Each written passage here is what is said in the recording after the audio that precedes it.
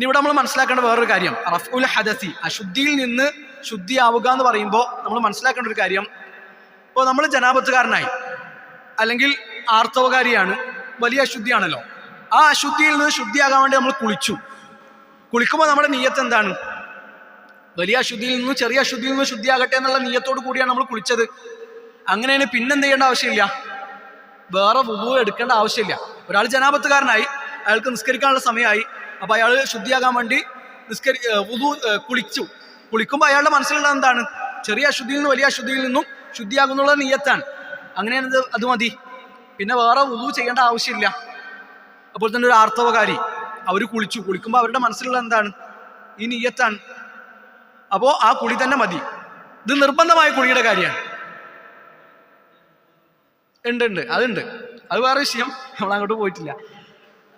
ഇനി വേറൊരു കാര്യമുള്ളത്, ഇപ്പൊ സുന്നത്തായ കുളികൾ, ഇപ്പൊ വെള്ളിയാഴ്ചയിലെ കുളി, അതുപോലെ തന്നെ വെറുതെ നമ്മൾ കുളിക്കണം. നമ്മൾ ജോലിയൊക്കെ കഴിഞ്ഞു, യാത്രയൊക്കെ കഴിഞ്ഞു വന്നു, ക്ഷീണിച്ചിട്ടുണ്ട്, അപ്പൊ നല്ല വിയർത്തിട്ടുണ്ട്, അപ്പൊ നമ്മളൊരു ആശ്വാസത്തിന് വേണ്ടി കുളിച്ചു. അപ്പൊ ആ കുളി കൊണ്ട് വുദൂന് പകരാവോ? ആകുമോ? ഇല്ല. നിർബന്ധമായ കുളിക്കുമ്പോഴേ, വലിയ അശുദ്ധിയിൽ നിന്ന് ശുദ്ധിയാകാൻ വേണ്ടി കുളിക്കുമ്പോഴേ ചെറിയ അശുദ്ധിയിൽ നിന്നും കൂടി നമ്മൾ എന്ത് ചെയ്യുന്നുള്ളൂ? ശുദ്ധിയാവുന്നുള്ളൂ. വുദൂ എടുക്കാത്ത അവസ്ഥ വരുന്നുള്ളൂ. അതല്ല എങ്കിൽ നമ്മൾ എന്ത് ചെയ്യണം?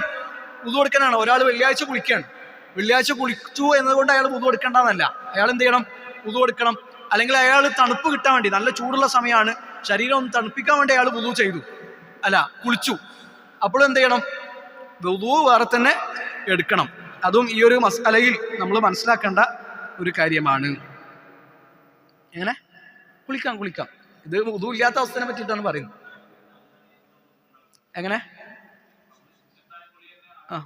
ഇല്ല, ആവശ്യമില്ല. വുദൂ മുറിഞ്ഞിട്ടുണ്ടെങ്കിലേ പ്രശ്നമുള്ളൂ. വുദൂ മുറിഞ്ഞിട്ട് ഇപ്പൊ ഒരാൾ സുന്നത്തായി കുളിക്കും വുദൂ എടുക്കണം നിർബന്ധമല്ലല്ലോ.